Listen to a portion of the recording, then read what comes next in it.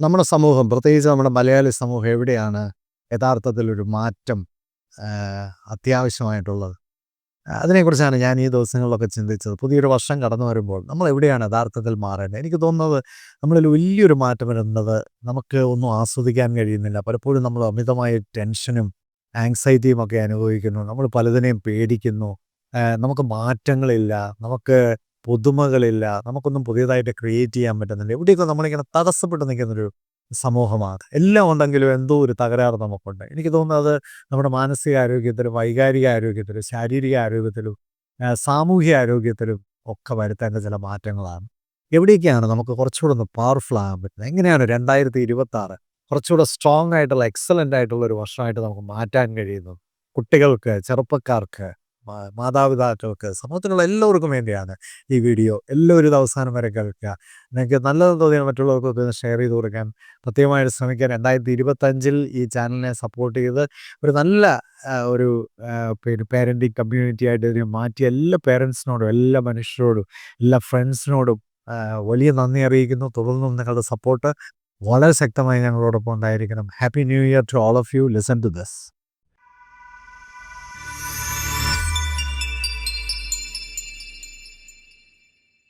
ഇന്നൊരു മുതിർന്ന വ്യക്തിയുമായിട്ട് സംസാരിക്കുകയാണ്. അപ്പോൾ അദ്ദേഹം പറഞ്ഞത് പുള്ളിക്ക് എല്ലാ സാഹചര്യങ്ങളും വളരെ അനുകൂലമാണ്. വളരെ ഹാപ്പി ആയിട്ടുള്ളൊരു ഫാമിലിയുണ്ട്.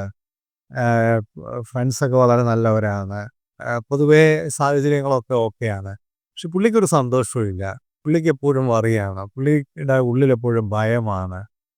പുള്ളിക്കെപ്പോഴും നെഗറ്റീവ് തോട്ട്സാണ് വരുന്നത്. പുള്ളി എന്ത് ചെയ്തിട്ടും ഒന്നും ശരിയാവുന്നില്ല. അപ്പോൾ പുള്ളിയെ സംബന്ധിച്ച് പുള്ളിക്ക് അനുകൂലമായ സാഹചര്യങ്ങളെല്ലാം ചുറ്റുപാടും ഉണ്ടായിട്ടും അതൊന്നും എൻജോയ് ചെയ്യാനോ അതൊന്നും ഫീൽ ചെയ്യാനോ അതിനെയൊന്നും പോസിറ്റീവായിട്ട് എക്സ്പ്ലോയിറ്റ് ചെയ്യാനോ പുള്ളിക്ക് സാധിക്കുന്നില്ല. അപ്പോൾ ഇതുമായിട്ട് ബന്ധപ്പെട്ടിട്ടാണ് എന്നോട് പുള്ളി ഒരു ഡിസ്കഷൻ വന്നത്. അപ്പോൾ ഞാൻ മനസ്സിലാക്കിയ ഒരു കാര്യം എന്താണെന്ന് ചോദിച്ചാൽ പുള്ളിയുടെ മെൻ്റൽ ഹെൽത്ത് വളരെ ഷെയ്ക്കിയാണ്. ഒരു വൈകാരിക ആരോഗ്യവും മാനസികാരോഗ്യവും ഒക്കെ വളരെ ലോവർ സൈഡിൽ നിൽക്കുന്ന ഒരു വ്യക്തിയാണ്. അതിലൊരു കറക്ഷൻ വരുത്തിയിരുന്നെങ്കിൽ പുള്ളിക്ക് സത്യം പറഞ്ഞാൽ പുള്ളിക്ക് ചുറ്റുപാടുമുള്ള പുള്ളിയുടെ ജീവിതത്തെ പുള്ളിക്ക് നന്നായിട്ട് എൻജോയ് ചെയ്യാനായിട്ട് സാധിക്കുമായിരുന്നു. അപ്പം എനിക്ക് തോന്നുന്നു ഈ 2026 മലയാളികൾ കടന്നു വരുമ്പോൾ പൊതുവേ ലോകത്തെമ്പാടുമുള്ള മലയാളികൾ, കേരളത്തിലുള്ളവരും ഇന്ത്യയിലുള്ളവരും ഇന്ത്യക്ക് വെളിയിലുള്ള മലയാളികളോടൊക്കെ എനിക്ക് പറയാനുള്ളത്, ഞാൻ ആ ഒരു കമ്മ്യൂണിറ്റിയുമായിട്ടാണ് കൂടുതൽ ഇടപെടുന്നത് എന്നുള്ളത് കൊണ്ടറിയാം. പൊതുവേ നമ്മുടെ മെൻ്റൽ ഹെൽത്ത് ഒരുപാട് പ്രശ്നത്തിലാണ്. ഇങ്ങനെ കഴിഞ്ഞ ദിവസം ഒരു ലേഡിയുമായിട്ട് സംസാരിക്കുകയായിരുന്നു. വളരെ ഹൈ പ്രൊഫൈലുള്ളൊരു ലേഡിയാണ്. പിന്നെ ഒരു പ്രൊഫഷൻ വൈസ് വളരെ ഹൈ പ്രൊഫൈലുള്ള ഒരു ലേഡി. പഠിക്കുന്ന കാലത്തൊക്കെ ഒരു ഭയങ്കര സ്മാർട്ടായിരുന്നു. പക്ഷേ ഇപ്പോഴത്തെ അവരുടെ ഒരു ജീവിതം എന്ന് പറയുന്നത് ഒരു ഫോർത്ത് റേറ്റ് ജീവിതമാണ് ജീവിക്കുന്നത്. അവരെന്നോട് പറഞ്ഞത് ഒരു വെജിറ്റബിൾ പോലെ ഞാനങ്ങ് ജീവിക്കുകയാണ്. ഒരു വികാരവും ഇല്ല. ഒന്നും എൻജോയ് ചെയ്യുന്നില്ല. അവിടെയും ഞാൻ കാണുന്നത് ഭയങ്കര സ്ട്രെസ്ഫുൾ ആയിട്ടുള്ള ഒരു മെൻ്റൽ സ്റ്റേറ്റിലാണ് അവർ കടന്നു പോകുന്നത്. ഓഫ് കോഴ്സ് അതിന് റീസൺസ് ഒക്കെ ഉണ്ട്. പക്ഷേ നമ്മൾ മനസ്സിലാക്കേണ്ട ഒരു കാര്യം, നമ്മുടെ ചുറ്റുപാടുള്ള കാര്യങ്ങളിൽ എന്തെല്ലാം റീസൺസ് ഉണ്ടെങ്കിലും നമ്മുടെ റെസ്പോൺസിനെ നമുക്ക് കൺട്രോൾ ചെയ്യാനും നമ്മുടെ റെസ്പോൺസിനെ നമുക്ക് മാനേജ് ചെയ്യാനുമുള്ള വലിയൊരു എബിലിറ്റി നമുക്കുണ്ട്. പക്ഷെ അത് ഇല്ലാതെ വരുമ്പോൾ നമ്മുടെ മൈൻഡിൻ്റെ കൺട്രോള് നമുക്ക് നഷ്ടപ്പെടുമ്പോൾ അല്ലെ, മൈൻഡ് ഓവർ ദ മാറ്റർ എന്ന് പറയുന്ന സ്റ്റേറ്റ് ഉണ്ട്. നമുക്ക് ചുറ്റും വരുന്ന ഏത് മാറ്ററിനെയും മൈൻഡ് കൊണ്ട് കൺട്രോൾ ചെയ്യാൻ കഴിയുന്നിടത്തോളം കാലം നമ്മളെ നമ്മുടെ ചുറ്റുപാടുകൾ വലുതായിട്ട് സ്വാധീനിക്കത്തില്ല, അല്ലെങ്കിൽ അതിൻ്റെ നെഗറ്റീവ് ഇമ്പാക്റ്റുകൾ നമ്മളെ ഒരുപാട് ആക്രമിക്കത്തില്ല. നേരെ മറിച്ച് മാറ്റർ ഓവർ ദ മൈൻഡ്, നമ്മുടെ പ്രശ്നങ്ങളെല്ലാം കൂടെ നമ്മുടെ മൈൻഡിൽ കയറി ആക്രമിക്കുന്ന പാകത്തിനാണ് നമ്മുടെ ഒരു സ്റ്റേറ്റ് ഓഫ് അഫെയർ എങ്കിൽ തീർച്ചയായിട്ടും നമുക്ക് അതിൻ്റെ ഒരുപാട് ദോഷങ്ങൾ അനുഭവിക്കേണ്ട വരും. 2026 കുറച്ചുകൂടെ ഒരു മെൻ്റൽ ഇമോഷണൽ സ്റ്റേറ്റിൽ കുറേ കൂടെ പവർഫുൾ ആകാൻ നമുക്ക് എന്തൊക്കെ ചെയ്യാം? 7 കാര്യങ്ങളാണ് ഞാൻ ഇന്ന് നിങ്ങളുമായിട്ട് ഡിസ്കസ് ചെയ്യാൻ പോകുന്നത്. ഞാൻ പൊതുവേ മനുഷ്യരിൽ കാണുന്ന, അല്ലെങ്കിൽ മലയാളികളായ ആൾക്കാരിൽ അവരുടെ ജീവിതത്തെ അവർക്ക് ആസ്വദിക്കാൻ കഴിയാത്തതിൻ്റെ, അല്ലെങ്കിൽ എപ്പോഴും സ്ട്രെസ്ഫുൾ ആയിരിക്കുന്നതിൻ്റെ, അല്ലെങ്കിൽ ഒരുപക്ഷേ സന്തോഷിക്കുന്നത് തന്നെ എന്തോ പാപമാണെന്ന് വിചാരിക്കുന്നതിൻ്റെ ഒരു ഒരു സ്റ്റേറ്റ് ഓഫ് അഫെയർ. ഒന്നാമതായിട്ട് എനിക്ക് പറയാനുള്ളത് മറ്റുള്ളവരെന്ത് വിചാരിക്കുക എന്നുള്ള ചിന്തയാണ്. ഈ ചിന്ത ആദ്യം തന്നെ നമ്മൾ എടുത്തു കളയണം. നിങ്ങളുടെ ജീവിതം നിങ്ങളുടെ മാത്രമാണ്. ഈ പറയുന്ന മറ്റുള്ളവരൊന്നും നമ്മളെ ഒരു കാര്യത്തിലും സഹായിക്കാനായിട്ട് അൾട്ടിമേറ്റ്ലി വരാൻ പറ്റില്ല.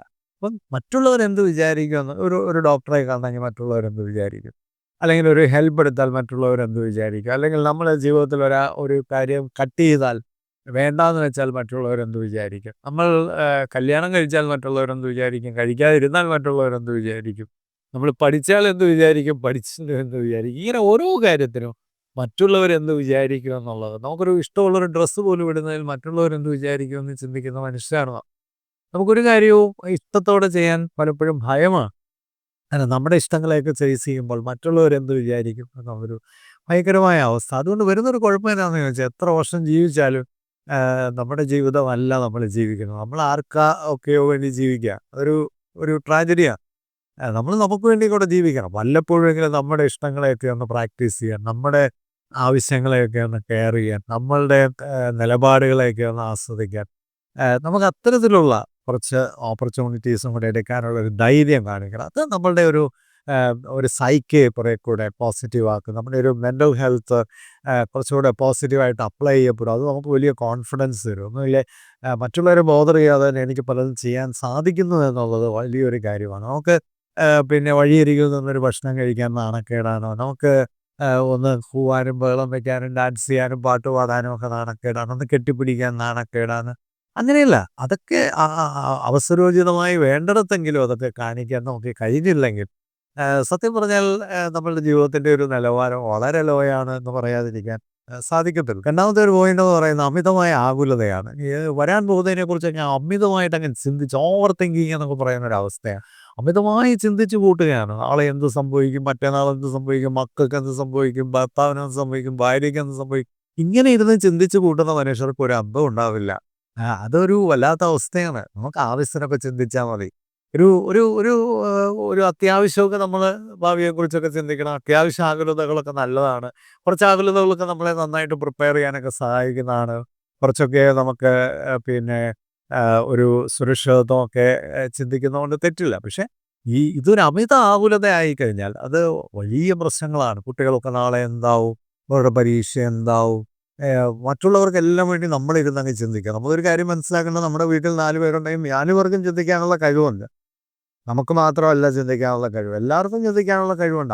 അവരെ ഓരോരുത്തരെയും അവരവരുടെ ചിന്തകളെ ഏൽപ്പിച്ച് വിട്ടാൽ നമുക്ക് കുറച്ചുകൂടെ സ്വസ്ഥമായിട്ടൊക്കെ ഇരിക്കാൻ പറ്റും. എല്ലാവർക്കും വേണ്ടി നമ്മളിരുന്നങ്ങ് ചിന്തിക്കുക. ആരെങ്കിലും എങ്ങോട്ടെങ്കിലും പോയാൽ അവർ തിരിച്ചു വരുന്നിടം വരെ ചിന്തിക്കുക. ജീവിതത്തിലെ എല്ലാ പ്രശ്നങ്ങളും നമ്മുടെ തലയിൽ കൂടെ ആണ് പോകുന്നതെന്ന് ചിന്തിക്കുക. ഒരുപാട് പെർഫെക്ഷനിസത്തിന് വേണ്ടി ആകുലപ്പെടുക.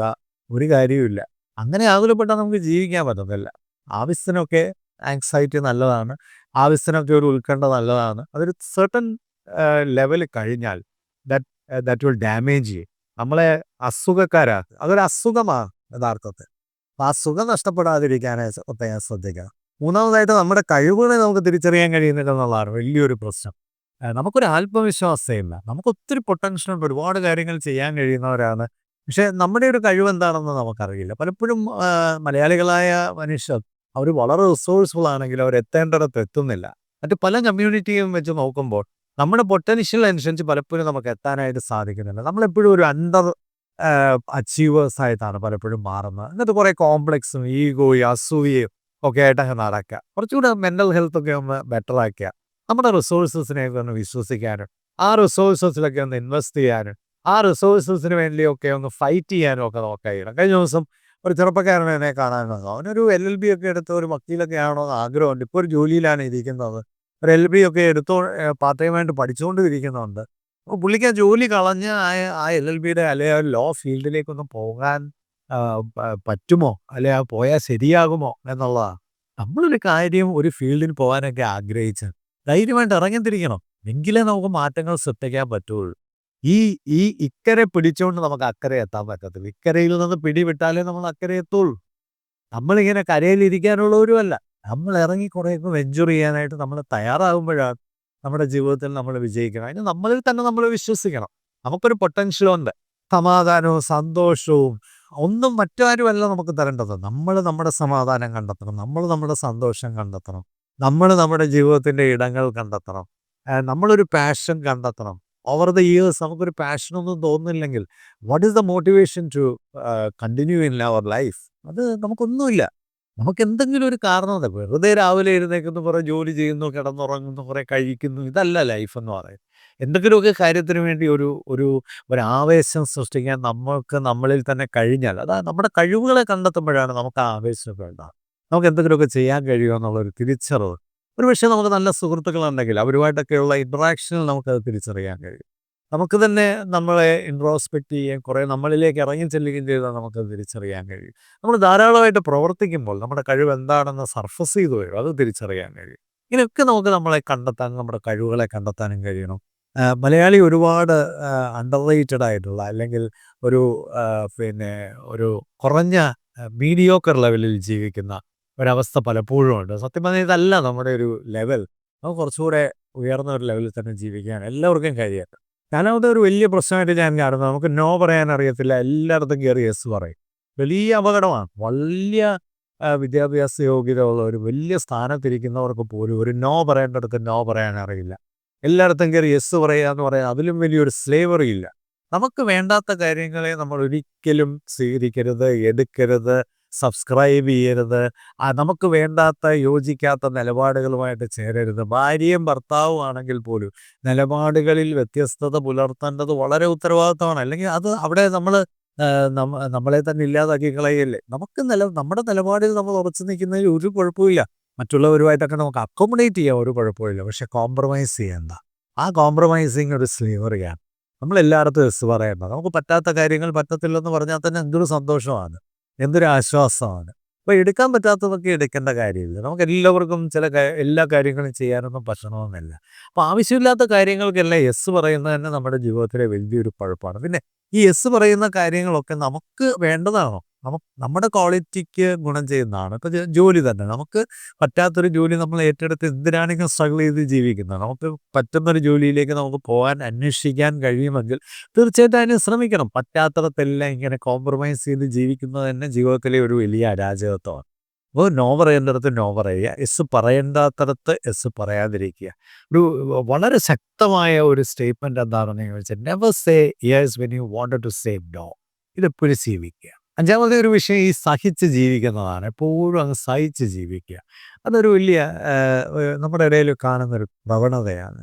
ഞാൻ മോന് വേണ്ടി അങ്ങ് സഹിക്കുകയാണ്, അവൾക്ക് വേണ്ടി അങ്ങ് സഹിക്കുകയാണ്, അവന് വേണ്ടി അങ്ങ് സഹിക്കുകയാണ്. എന്തിനാണ് ഇങ്ങനെ സഹിച്ച് ജീവിക്കുന്നത്? ചില ആൾക്കാരൊക്കെ പറയാറുണ്ട് ഇന്നങ്ങ് കഷ്ടപ്പെട്ടാൽ നാളെ അങ്ങ് ഭയങ്കര എന്ത് ഗ്യാരണ്ടിയാന്നുള്ളത്? ഇന്ന് കഷ്ടപ്പെട്ടാൽ നാളെയും കിടന്ന് കഷ്ടപ്പെടാം, അത്രയേ ഉള്ളൂ. ഇങ്ങനെ സഹിച്ചെന്നും ജീവിക്കേണ്ട കാര്യമില്ല. പിന്നെ തീരെ നിവൃത്തിയില്ലാത്ത സമയത്ത് നമ്മൾ ഇച്ചിരി കാലമൊക്കെ ഒരു ഷോർട്ട് ടേമിലൊക്കെ സഹിക്കുന്നു. Quite natural. കഴിഞ്ഞ ദിവസം എന്നോട് ഒരാൾ ചോദിച്ചു, സാറേ ഞാൻ ജീവിതത്തിലെ എല്ലാ രംഗത്തും എനിക്ക് പ്രൊഫഷണൽ രംഗത്തൊക്കെ വലിയ അച്ചീവ്മെൻറ്റുകൾ നേടാൻ കഴിയും. പക്ഷെ ഇനി എനിക്ക് സ്വന്തമായൊരു സ്ഥാപനം വേണം. ഞാൻ പറഞ്ഞു 4 മാസത്തിനകം ആ സ്ഥാപനം തുടങ്ങാൻ നിനക്ക് കഴിയുമെങ്കിൽ നീ വിജയിച്ചു. കാരണം നമ്മൾ എന്തെങ്കിലും ചെയ്യാൻ ആഗ്രഹിക്കുന്നുണ്ടെങ്കിൽ ഇറങ്ങിത്തിരിക്കുക, ചെയ്യുക. അതിന് ഇനി നല്ല സമയവും രാവുകാലവും ഒന്നും നോക്കിയിരുന്നിട്ട് ഒരു കാര്യമില്ല.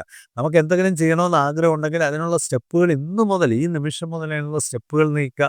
അതിനുവേണ്ടി പ്രവർത്തിച്ചു തുടങ്ങുക. തീർച്ചയായിട്ടും എത്രയും പെട്ടെന്ന് ഏറ്റവും ബെസ്റ്റ് മൊമെൻറ്റിൽ ഏറ്റവും അവൈലബിൾ ആയിട്ടുള്ള നെക്സ്റ്റ് മൊമെൻറ്റിൽ അത് സ്റ്റാർട്ട് ചെയ്യാനാണ് തുടങ്ങേണ്ടത്. അതിൻ്റെ ഒരു സ്റ്റെപ്പെങ്കിലും നമ്മൾ കവർ ചെയ്യാനായിട്ട് ശ്രമിക്കുക. വലിയ വ്യത്യാസങ്ങൾ നമുക്ക് സൃഷ്ടിക്കാനായിട്ട് കഴിയും. സഹിച്ച് ജീവിക്കണ്ട. കാരണം നമ്മളിതല്ല, അല്ലെ നമ്മളിവിടെ സാച്ചുറേറ്റഡ് ആയി കഴിഞ്ഞു, അല്ലെ നമുക്കിവിടെ ചെയ്യാവുന്നതെല്ലാം കഴിഞ്ഞു എന്ന് തോന്നിയാൽ what is the point in prolonging? കഴിഞ്ഞ ദിവസം ഒരു ലേഡി എന്നോട് പറഞ്ഞതുപോലെ എനിക്ക് യാതൊരു ബെനിഫിറ്റും ഇല്ലാത്തൊരു ജീവിതത്തിലാണ് ഞാനിങ്ങനെ പെട്ട് കിടക്കുന്നത്. ഞാനൊന്ന് ചോദിച്ചോട്ടെ, ഒരു ആത്മാഭിമാനമുള്ള ഒരാൾ അങ്ങനെ പെട്ട് കിടക്കേണ്ട ആവശ്യമുണ്ടോ? നമുക്ക് ഒരു കാര്യവുമില്ലാതെ, ഒരു ബെനിഫിറ്റും ഇല്ലാതെ, യാതൊരു സന്തോഷവും ഇല്ലാതെ, യാതൊരു പ്രസക്തിയും ഇല്ലാത്തൊരു സ്ഥലത്ത് why do we waste ourselves? ഒരു കാരണവുമില്ല. അങ്ങനെ ത്യജിച്ച് ത്യാഗം അനുഭവിക്കേണ്ട ഒരാവശ്യവും ഒരു മനുഷ്യനുമില്ല. നമുക്ക് ചാരിറ്റിയൊക്കെ കൊടുക്കേണ്ടടുത്ത് കൊടുത്താൽ മതി. നമുക്ക് സഹായങ്ങളും മേഴ്സിയൊക്കെ അർഹിക്കുന്നവർക്ക് കൊടുത്താൽ മതി. അതൊന്നും അർഹിക്കാത്തിടത്ത് നമ്മളൊരു ജീവിതം ഹോമിച്ച് ആരാണ്ടെയൊക്കെ തൃപ്തിപ്പെടുത്താനായിട്ട് നാടകം കളിക്കുന്ന ഒരവസ്ഥ ഒരിക്കലും നമ്മുടെ ജീവിതത്തിൽ ആവശ്യമില്ല. അങ്ങനെ അഡ്വൈസ് ചെയ്യുന്നവരെ തന്നെ നമ്മൾ അകറ്റി നിർത്തണം. വളരെ പോസിറ്റീവായിട്ട് ചിന്തിക്കേണ്ട ഒരു കാര്യം, ഓരോ മനുഷ്യനും അവനവൻ്റെ ഡിഗ്നിറ്റിക്ക് അവകാശമുള്ളവരാണ്. അല്ലാതെ നമ്മുടെ ഡിഗ്നിറ്റി ആർക്കെങ്കിലും വേണ്ടി ബലി കഴിപ്പിക്കുക എന്ന് പറയുന്നത് വളരെ മോശമായ ഒരു ഇടപാടാണ്. തീർച്ചയായും അത് 2026 നമുക്ക് ആവശ്യമില്ലാത്തൊരു ക്വാളിറ്റിയാണ്. ആറാമതായിട്ട് നമ്മൾ പൊതുവേ റിസ്ക് എടുക്കുന്നവരല്ല. എപ്പോഴും സുരക്ഷിതമാക്കാനാണ് നമ്മൾ നോക്കുന്നത്. അതുകൊണ്ട് ഈ സുരക്ഷിതമാക്കാൻ അമിതമായി നോക്കുന്നത് കൊണ്ടാണ് നമുക്ക് എൻ്റർപ്രൈസിങ് ആകാൻ പറ്റാത്തത്. നമുക്കിവിടെ നല്ല നല്ല സ്ഥാപനങ്ങൾ ഉണ്ടാകാത്തത്, പ്രോഡക്റ്റുകൾ ഉണ്ടാകാത്തത്, സർവീസുകൾ ഉണ്ടാകാത്തത്, മാറ്റങ്ങൾ ഉണ്ടാകാത്തത്, ട്രാൻസ്ഫോർമേഷൻസ് ഉണ്ടാകാത്തത്. നമ്മൾ ഈ സ്റ്റാറ്റസ് കോയിൽ ഇങ്ങനെ മെയിൻറ്റെയിൻ ചെയ്തു പോകുന്നവരാണ്. കംഫോർട്ട് സോണിൽ എപ്പോഴും ഇരിക്കാൻ ശ്രമിക്കുന്നവരാണ്. റിസ്ക് എടുക്കണം.